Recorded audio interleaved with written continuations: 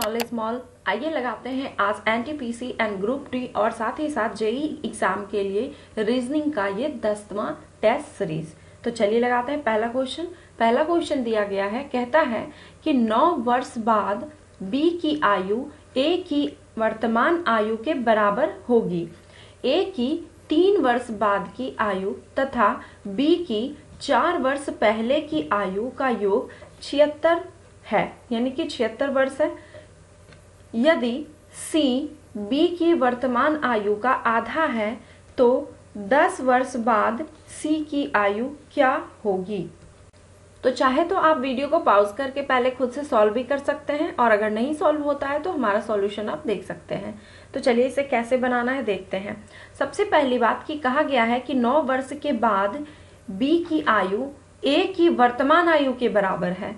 तो अगर मान लिया जाए कि ए की वर्तमान आयु x वर्ष है, ओके, और कहता है अब भी इसकी आयु x वर्ष है, लेकिन b की आयु ना 9 वर्ष के बाद जो है x वर्ष होगी a की वर्तमान आयु के। तो इसका मतलब कि b की वर्तमान आयु जो है a की वर्तमान आयु से 9 वर्ष कम रही होगी, तभी तो 9 वर्ष के बाद ये a की वर्तमान आयु के बराबर होगा। तो x - 9 ईयर हम इसे b की आयु कह सकते हैं। अब कहता है कि a की 3 वर्ष के बाद की आयु तथा b के 4 वर्ष पहले की आयु का योग, इन दोनों का योग 76 है। तो a की वर्तमान आयु x वर्ष है, तो 3 वर्ष के बाद इसकी आयु कितनी हो जाएगी, x + 3 वर्ष। ओके, ये क्या है, 3 वर्ष के बाद की आयु। अब b की 4 वर्ष पहले की आयु कितनी हो जाएगी, ये जो वर्तमान आयु दी गई है इसमें से 4 हमें माइनस कर देना होगा, यानी हम इसे x - 13 वर्ष लिख सकते हैं। ओके, अब इन दोनों के आयु का योग कहा गया है, यानी x + 3 और प्लस हो जाएगा x - 13 = 76। x और x को ऐड करेंगे 2x हो जाएगा। 3 और 13 को जब माइनस करेंगे तो -10 आ जाएगा, जो कि इस साइड आके प्लस हो जाएगा। प्लस होने के बाद ये 86 हो जाएगा। 2 से कट करें तो x का मान कितना हो जाएगा, 43। अब कहता है कि यदि c b की वर्तमान आयु का आधा है तो c की आयु बराबर क्या हो जाएगा, b की वर्तमान आयु यानी कि x - 9, इसका ये आधा है। तो x का मान हम रख देते हैं 43 - 9/2। यहाँ पे कितना बच जाएगा, यहाँ हो जाएगा 34/2, यानी कि ये हो जाएगा 17।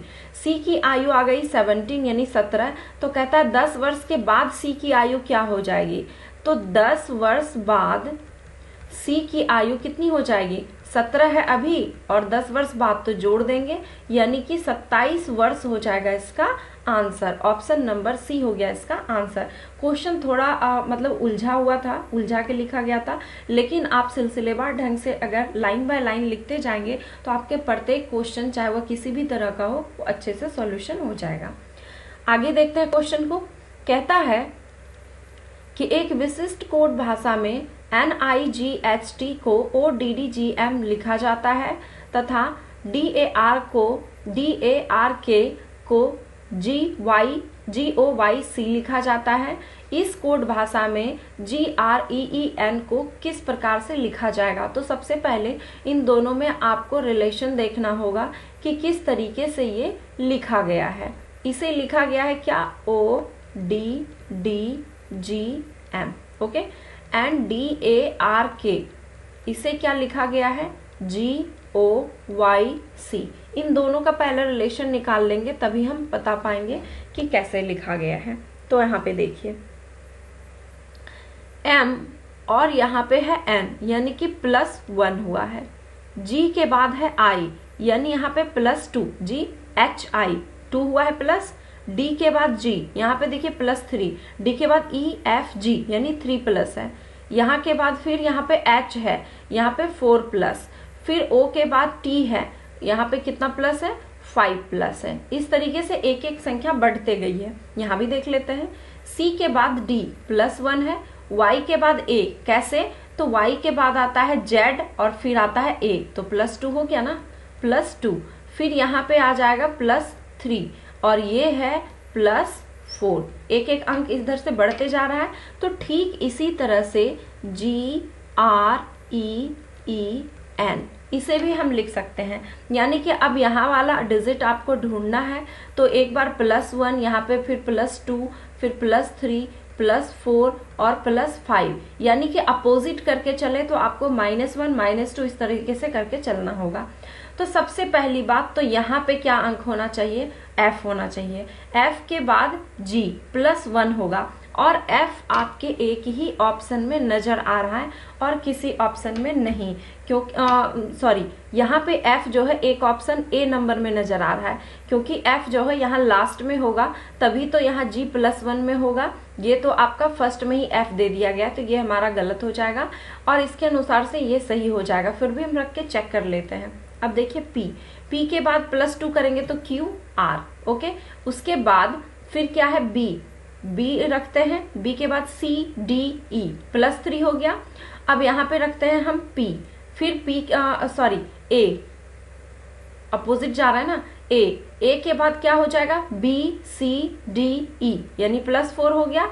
और फिर आएंगे लास्टली क्या, I में यहाँ पे जोड़ेंगे 5 J K L M N, यानी कि यहाँ पे N हो जाएगा। इस तरीके से हमारा आंसर क्या हो जाएगा, I A B P F, यही हो जाएगा इसका आंसर। अगर आप पूरा चेक नहीं भी करते तो आप एक को ही देख के आंसर कलर कर सकते थे, ओके। तो A नंबर हो जाएगा इसका आंसर। नेक्स्ट क्वेश्चन देखते हैं। कहता है निम्नलिखित प्रश्न में दिए गए विकल्पों में लुप्त अंक ज्ञात करें। यहाँ पे 6, 9, 15, 24, 39 और 63 दिया गया है और अगली संख्या आपसे पूछी गई है। तो यहाँ पे रिलेशन देखिए क्या है, 6 और 9 को ऐड करके यहाँ पे क्या लिखा गया, 15। फिर 9 और 15 को ऐड करके क्या लिखा गया, 24। फिर 15 और 24 को ऐड करके क्या लिखा गया, 39। फिर अब अगली बार क्या हो जाएगा यहाँ पे, फिर देखिए 24 और 39 दोनों को ऐड करके क्या लिखा गया, 63। तो अगली संख्या क्या हो जाएगी कि 39 और 63 दोनों को जोड़ करके लिखा जाएगा। तो यहाँ पे क्या हो जाएगा, 102 हो जाएगा इसका answer, option number C, okay. Next question देखते हैं। दिए गए विकल्पों में विषम संख्या समूह को चुनिए। ये 4 समूह दिए गए हैं, 3-3 डिजिट के, 3-3 संख्या दी गई है इसमें। तो आपको चुनना है कि इसमें अलग कौन है। तो यहाँ पे चेक करते हैं, देखिए ये तो 4 × 4, 4 का स्क्वायर भी कर सकते हैं, 4 × 4। यहाँ पे भी 6 × 6, 8 × 8, 12 × 12, ये तो रिलेशन सभी में आ गया। अब 16 से डिवाइड अगर करें तो 16 का पहाड़ा में 48 आता है, 16 × 3 48। बट 36 के पहाड़ा में 90 नहीं आता। 64 से पहाड़ा में मतलब कि कटता नहीं है ये, 64 से 160 नहीं कटता और 144 से 160 नहीं कटता। तो इन तीनों ऑप्शन में आपने क्या देखा कि सेकंड वाले से थर्ड वाली संख्या नहीं कट रही है, बल्कि लेकिन फर्स्ट वाले में 16 से 48 पूरी पूरी कट रही है। तो इसलिए विषम संख्या यहाँ पे क्या हो जाएगा, ऑप्शन नंबर। नेक्स्ट क्वेश्चन देखते हैं। कहता है कि दिए गए विकल्पों में प्रश्न चिन्ह के स्थान पर आने वाली संख्या को चुनिए। यहाँ पे 7, 2, 8 दिया गया है और वहाँ पे 115, यहाँ पे 6, 5, 9, यहाँ पे 2, 73, 3, 1, 4। तो यहाँ पे क्वेश्चन मार्क्स दे दिया गया कि यहाँ पे क्या होना चाहिए। तो आपको सबसे पहले इन दोनों में रिलेशनशिप देखने होंगे, तभी आपको यहाँ पे आंसर मिल सकता है। तो इस दोनों को मल्टीप्लाई कीजिए। 7 × 2 कितना होगा, 14। 14 × 8 कितना हो जाएगा, 112। 112 में जब आप 3 जोड़ेंगे तो 115 आ जाएगा। चलिए अब सेकंड वाले में चलते हैं। 6 × 5 कितना, 30 और 30 × 9 कितना हो जाएगा, 270। 270 में आप +3 जोड़ेंगे तो 273 आ जाएगा। तो ठीक उसी तरह से 3 × 1 3 और फिर 3 × 4 कितना हो जाएगा, 12। तो 12 में 3 जोड़ेंगे तो कितना आ जाएगा, 15। 15 हमारे बी नंबर ऑप्शन में दिया गया है, तो यही हो जाएगा इसका आंसर। अगला क्वेश्चन देखते हैं।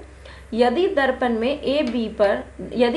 को ए बी पर रखा जाए, ए बी आप इसे मान लीजिए, मैंने लिखा नहीं, ए बी रेखा पर रखा जाए तो दी गई उत्तर आकृतियों में से कौन सी आकृति प्रश्न आकृति की सही प्रतिबिंब होगी। यहाँ पे आपका मिरर रखा गया है और ये फिगर दिया गया है। तो इस फिगर में ये जो फिगर है इधर मिरर लगा हुआ है, तो कैसा फिगर ये बनेगा। तो देखिए मैं यहीं पे आपको बना के बता देती हूँ। जैसे ये दिया गया है, ये गोल सर्किल है, यहाँ पे सर्किल हो जाएगा, फिर ये कॉर्नर में चला जाएगा और ये इस कॉर्नर में चला जाएगा। एक सीधी लाइन आएगी और ये इस तरीके से है, तो इसका फिगर कैसे बनेगा यहाँ। अब आप ऑप्शन में देख लीजिए कि ये इस तरह का फिगर आपको कौन से ऑप्शन में दिया गया है। तो ऑप्शन नंबर बी में ऐसा फिगर दिया गया है, तो इसका आंसर कितना हो जाएगा, ऑप्शन नंबर बी। अगला क्वेश्चन देखते हैं। कहता है 74 लड़कियों की एक पंक्ति में श्वेता बाएं छोर से 27वें स्थान पर है, पलक श्वेता के दाएं 7वें स्थान पर है। पलक का स्थान पंक्ति के दाएं छोर की ओर से क्या होगा। चलिए 74 टोटल 74 लड़कियां हैं, तो श्वेता का स्थान बताया जा रहा है बाएं से, लेफ्ट साइड, यहां से 27वां स्थान यहाँ पे मान लिया हमने, और यहाँ पे श्वेता बैठी हुई है। अब कहता है पलक श्वेता के दाएं, चूंकि ये जब बायां है लेफ्ट साइड, तो श्वेता का दायां किधर, इस साइड होगा ना। तो श्वेता के दाएं 7वें स्थान पर, यहाँ पे श्वेता बैठी हुई है 7वें स्थान, 1 2 3 4 5 6 7, यहाँ पे कौन बैठी हुई है, पलक बैठी हुई है। अब कहता है पलक का स्थान पंक्ति के दाएं छोर की ओर से क्या होगा।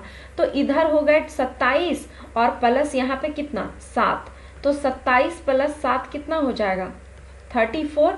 तो बाकी के 74 स्टूडेंट में 34 स्टूडेंट हो गए, तो बच कितने गए 40, यानी इस साइड 40 स्टूडेंट है। तो यहाँ से आपको बताना है किसका, पलक का स्थान। तो 40 स्टूडेंट और प्लस ये पलक का स्थान, तो 40 और 1 कितना हो जाएगा 41, यानी 41वें स्थान पर है। ऑप्शन नंबर बी हो जाएगा इसका आंसर। नेक्स्ट क्वेश्चन दिया गया है कि मेघना कार चलाती हुई 10 किलोमीटर दक्षिण जाती है, फिर वह दाएं मुड़कर 6 किलोमीटर जाती है, पुनः वह दाएं मुड़ती है और 10 किलोमीटर जाकर रुक जाती है। वह प्रारंभिक स्थान से अब कितनी दूरी पर है। तो यहाँ पे फिर से मैं डायरेक्शन समझा देती हूँ। ये पूरब, ये हो गया आपका पश्चिम, ये उत्तर और ये दक्षिण। मेघना कहीं भी एक स्थान पे मान लीजिए कि मान लीजिए यहाँ पे मेघना है, कार चलाती हुई दक्षिण तो नीचे है, तो दक्षिण की ओर गई कितना 10 किलोमीटर। फिर वह दाएं का मतलब कि क्लॉकवाइज दाएं मुड़ी और 6 किलोमीटर चली। फिर पुनः वह दाएं मुड़ी यानी फिर क्लॉकवाइज और 10 किलोमीटर चली। तो इधर 10 है तो इधर भी 10, तो बिल्कुल इसके बराबर ही होगा। अब प्रारंभिक स्थान हुआ ये और अभी पहुंची हुई है वो यहाँ, तो अब कितनी दूरी पर है, तो ये हो गया 6, तो ये भी कितना हो जाएगा 6 किलोमीटर ही होगा ना। तो आंसर हो जाएगा option number B. Next question दिया गया है, निम्नलिखित में से विषम शब्द को चुनिए। बहन स्त्री, भाई पुरुष, पुरुष पिता, दादी स्त्री। अब यहाँ पे देखिए है तो सभी सही ही है। कहता है जैसे कि बहन क्या है स्त्री, भाई पुरुष है पिता, और दादी है स्त्री। लेकिन इसमें क्या है, ये उल्टा लिखा गया है। सभी में पहले जैसे बहन, उसके बाद ये कौन है तो स्त्री, भाई ये कौन है पुरुष है, दादी ये स्त्री है। लेकिन यहाँ पे पुरुष पहले लिख दिया गया है, फिर पिता लिखा गया है, तो इसमें विषम कौन होगा, ऑप्शन नंबर सी। अगला क्वेश्चन देखते हैं। निम्न प्रश्न में दिए गए विकल्पों में से लुप्त अंक को ज्ञात कीजिए। 13, 16, 20, 23, 27 और यहाँ पे क्वेश्चन मार्क्स। तो यहाँ पे देखिए 13 में 3 जोड़ेंगे तो 16, 16 में 4 जोड़ेंगे 20, 20 में 3 जोड़ेंगे 23, 23 में 4 जोड़ेंगे 27, यानी एक बार 3 एक बार 4 फिर 3 फिर 4, इस तरह से ऐड हुआ है। तो इस बार क्या होगा 3 ऐड होगा। 3 ऐड होने का मतलब यहाँ पे आंसर क्या आ जाएगा 30, option number A. Next question देखते हैं। कहता है किसी निश्चित कोड भाषा में गुना को जोड़ से प्रदर्शित करता है और भागा को गुना से प्रदर्शित करता है, घटाव को भाग से और जोड़ को घटाव से प्रदर्शित करता है। तो दिए गए प्रश्नों का उत्तर ज्ञात करें। तो चलिए सबसे पहले ये आपका क्वेश्चन दिया गया है, लेकिन चूंकि गुना को जोड़ भागा को गुना इस तरीके से प्रदर्शित किया गया है, तो क्या होगा सिंबल यहाँ का सबका चेंज होगा। 8 गुना 10, गुना को देखिए क्या कहा गया है, गुना को जोड़, तो यहाँ पे लिखेंगे जोड़ 10, भागा भागा को क्या कहा गया है, भागा को गुना कहा गया, तो गुना लिखेंगे 20। घटाव को क्या कहा गया, भाग, तो यहाँ पे लिखेंगे भाग 5। और जोड़ को क्या कहा गया, घटाव, तो घटाव लिखेंगे 14। अब इसको सॉल्व करेंगे। सबसे पहले किसका काम करेंगे हम लोग, भागा का, तो इसका काम करेंगे तो यहाँ पे कितना आ जाएगा 4। उसके बाद किसका वर्क करेंगे, गुना का, तो यहाँ पे कितना आ जाएगा 40।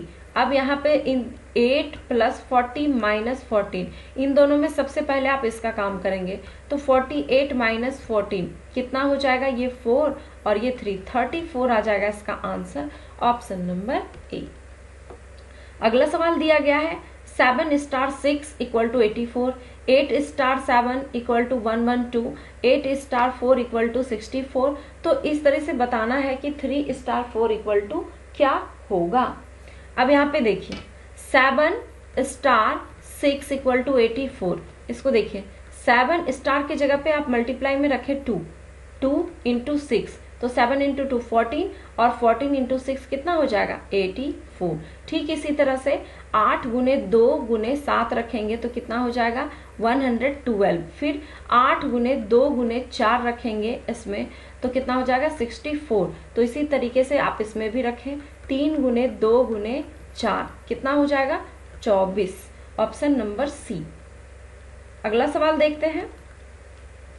कहता है कि दिए गए शब्द को अनुक्रम में सजाएं। अनुक्रम में सजाने यानी कि जो ये वर्ड दिए गए हैं आपको उसको क्रम में सजाना है, यानी कि डिक्शनरी के तौर पे, जैसे डिक्शनरी में सजा हुआ रहता है। चलिए इसे देख लेते हैं। कुछ बच्चे डिक्शनरी को कैसे सजाया जाता है नहीं जानते हैं, तो जो नहीं जानते हैं उनके लिए अच्छे से समझ लीजिए। देखिए सारे वर्ड टी से स्टार्ट किए गए हैं। टी के बाद क्या है, यहाँ पे आई, यहाँ पे भी आई, यहाँ पे भी आई, कॉमन वर्ड, लेकिन यहाँ पे एच और यहाँ पे एच। तो सबसे पहले देखिए कि आई आएगा या फिर एच, तो एच आएगा सबसे पहले, तो एच आएगा। तो अब देखिए इसमें भी एच है और यहाँ पे भी एच। इसके बाद का वर्ड यू, इसमें भी यू कॉमन है। चलिए उसके बाद इसमें एन है और इसमें आर है, तो एन और आर में सबसे पहले कौन आएगा, एन आएगा। ओके, उसके बाद फिर आएगा आर, यानी कि 5 नंबर हो जाएगा उसके बाद। अब ये दोनों का काम तो हो गया खत्म। अब इन तीनों में देखते हैं कहाँ तक अक्षर मिल रहा है, T I T I T I मिल रहे हैं यहाँ तक। इसमें एम हो गया, यहाँ पे एन हो गया, यहाँ पे भी एन, तो एम और एन में सबसे पहले कौन आएगा, एम, तो यहाँ पे लिखेंगे 2 नंबर। अब इसका भी काम खत्म। तो यहाँ पे टी आई एन तक मिल रहा है, यहाँ पे टी आई एन तक मिल रहा है। ओके, उसके बाद यहाँ पे के है और यहाँ पे एन, तो सबसे पहले के आएगा या फिर एन, तो के आएगा, तो 3 नंबर देंगे और लास्ट जो बचा 1, तो 4 5 2 3 1। तो यानी कि आप देख लीजिए ऑप्शन नंबर सी में ये मिल रहा है 4 5 2 3 1, ऑप्शन नंबर सी हो जाएगा इसका आंसर। नेक्स्ट क्वेश्चन देखते हैं। कहता है एक फोटोग्राफ को देखते हुए एक आदमी ने कहा कि मेरा कोई भाई या बहन नहीं है, किंतु इस आदमी का पिता मेरे पिता का पुत्र है। तो यह फोटोग्राफ किसका है। चलिए मान लेते हैं यह एक कोई फोटोग्राफ है और यहाँ पे कोई आदमी है जो कह रहा है कुछ। अब फोटो की ओर देखते हुए कहता है, सबसे पहले तो बता दिया कि ना मेरा कोई भाई है ना बहन है, लेकिन इस आदमी का पिता, ये जो फोटो में है इसका पिता जो है मेरे पिता यानी इस आदमी के पिता का पुत्र है, ये है इसका पुत्र। ओके, तो अब यहाँ पे देखिए इस आदमी के पिता का पुत्र, जब इसका कोई भाई बहन है ही नहीं तो इस आदमी के पिता का पुत्र कौन हुआ, यह आदमी खुद स्वयं हो गया। और इस फोटो वाले का ये है पिता, यानी कि फोटो वाला कौन है, स्वयं इसका पुत्र है। ऑप्शन नंबर ए हो जाएगा इसका आंसर, उसके पुत्र का फोटो है। नेक्स्ट क्वेश्चन देखते हैं। कहता है दिया गया है कि पी क्यू का पिता है, आर पी का भाई है, एस टी का भाई है और टी क्यू का भाई है। तो बताना है आपको एस का चाचा कौन है। चलिए सबसे पहले लिखते हैं पी क्यू का पिता है, पी जो है क्यू का ये हो गया पिता, और आर पी का भाई है, आर पी का भाई है, एस टी का भाई है। अब देखिए एस जो है टी का और टी जो है क्यू का भाई है, क्यू यहाँ पे है ये इसका भाई है। अब देखिए क्यू का भाई टी और टी का भाई एस, इस तरीके से हम कह सकते हैं कि Q, T और S तीनों आपस में भाई है। आपसे पूछा गया है S का चाचा, तो चाचा कौन लगेंगे? पिता का भाई। अब देखिए ये तीनों भाई हैं और Q का पिता P है, यानी इन तीनों का पिता हम मान सकते हैं, ये हो गया P पिता, और पिता का ये भाई है, यानी कि S के पिता का भाई R, यानी R हो गया इसका चाचा। ऑप्शन नंबर ए हो जाएगा इसका आंसर। तो आई होप कि आपको वीडियो पसंद आया होगा। अगर वीडियो पसंद आया तो प्लीज लाइक करें और जितना ज्यादा हो सके इसे शेयर भी करें, ताकि अदर स्टूडेंट को भी इसका फायदा हो सके। और जो इस चैनल पर नए हैं वो प्लीज इस चैनल को सब्सक्राइब कर लें, बेल आइकन को भी प्रेस कर लें, ताकि नोटिफिकेशन आपको मिलती रहे।